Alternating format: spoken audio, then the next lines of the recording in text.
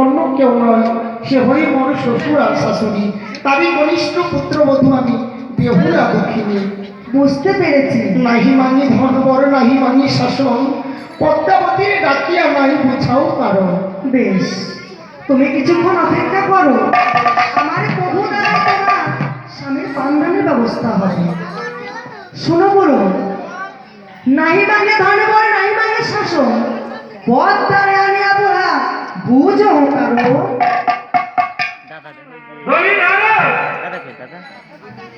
হ্যাঁ বলো মামা। আজ আমার এই দেবসভায় সে পদ্মাবতীকে তুমি নিয়ে এসো।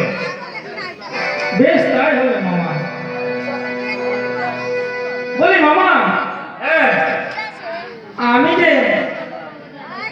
একা কি করে যাই? আমার সঙ্গে ও ভাই ভাইগুলোর মধ্যে কাউকে দাও না, ঘনের সব কাটতে কাউকে দাও না। বলি কোথায় কাটবি? তুমি সে যাও সে পদ্মাবতীকে দেবসভায় নিয়ে এসো। যদি পদ্মাবতী এই দেবসভায় না আসে, হ্যাঁ পদ্মাবতীকে ছড়ে করে কৌশলে তুমি বন্দি করে নিয়ে আসবে। তাই হবে পিতা।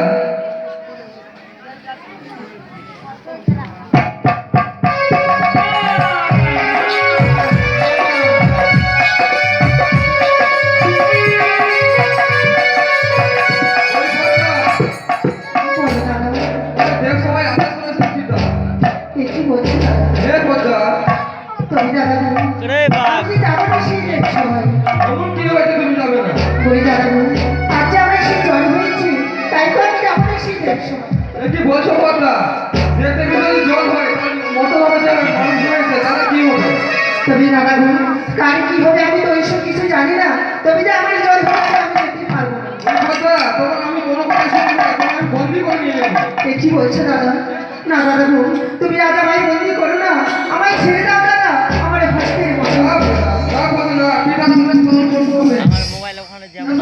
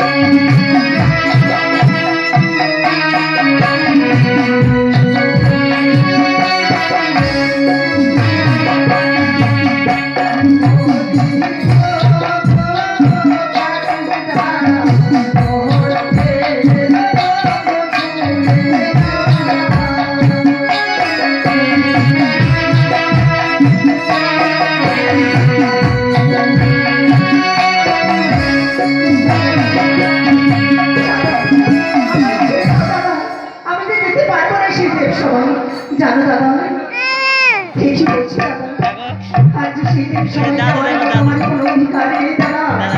বারো মাসে 13 পূজা সকলই দেবী পায়, শীত কন্যা হলে আমি ছাই খাই যাই। কেউ যদি পুজো করে স্বর্ণ ঘরে দিয়া, সেই ঘর ভেঙে ফেলছে হ্যাঁ তালে মারিয়া। কেউ যদি পুজো করে মাটিরই ঘর দিয়া, সেই ঘর ভেঙে ফেলে লাথি মারিয়া। সেই কাছে যাবো শীতের সবাই হরি পাহাড় মাসে তেরো পূজা সকলকে ভোগ পাই।